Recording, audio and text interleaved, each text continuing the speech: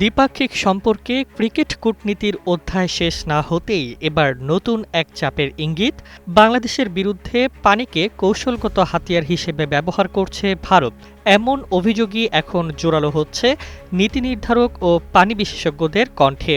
ঢাকার পক্ষ থেকে বারবার পাঠানো কূটনৈতিক চিঠি ও আলোচনার আহ্বান কার্যত উপেক্ষিত থাকায় প্রশ্ন উঠছে, দিল্লি কি সচেতনভাবেই বিষয়টি ঝুলিয়ে রাখছে? বিদেশ থেকে দেশে রেমিটেন্সের টাকা আসে নিরাপদে, তাই আজই আপনার আপনজনকে বলে রাখুন রেমিটেন্সের টাকা যেন শুধু নগদেই পাঠায়। বাংলাদেশ ও ভারতের মধ্যে রয়েছে ৫৪টি অভিন্ন নদী। এই নদীগুলো শুধু ভূগোলের অংশ নয়, বাংলাদেশের কৃষি, খাদ্য নিরাপত্তা, পরিবেশ ও জীবিকার মূল ভিত্তি।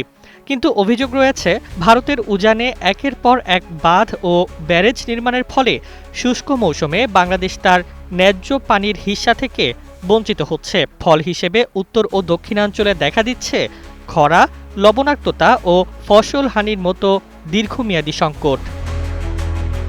বাংলাদেশের পানি সংশ্লিষ্ট কর্তৃপক্ষ বহুবার যৌথ নদী ব্যবস্থাপনা ও চুক্তিভিত্তিক সমাধানের আহ্বান জানিয়েছে।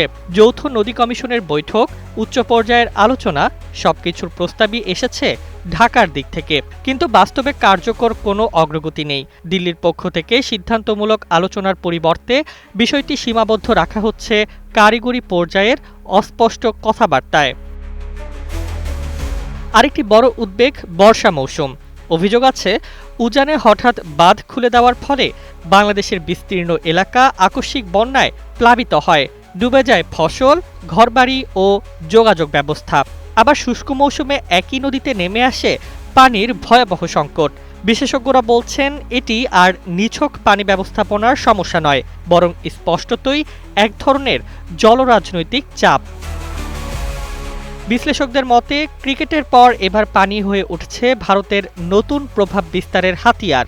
এই পরিস্থিতিতে বাংলাদেশের সামনে বড় চ্যালেঞ্জ, কূটনৈতিক নীরবতা ভেঙে আন্তর্জাতিক আইন, আঞ্চলিক সহযোগিতা ও বৈশ্বিক ফোরামে পানির ন্যায্য অধিকার জোরালোভাবে তুলে ধরা।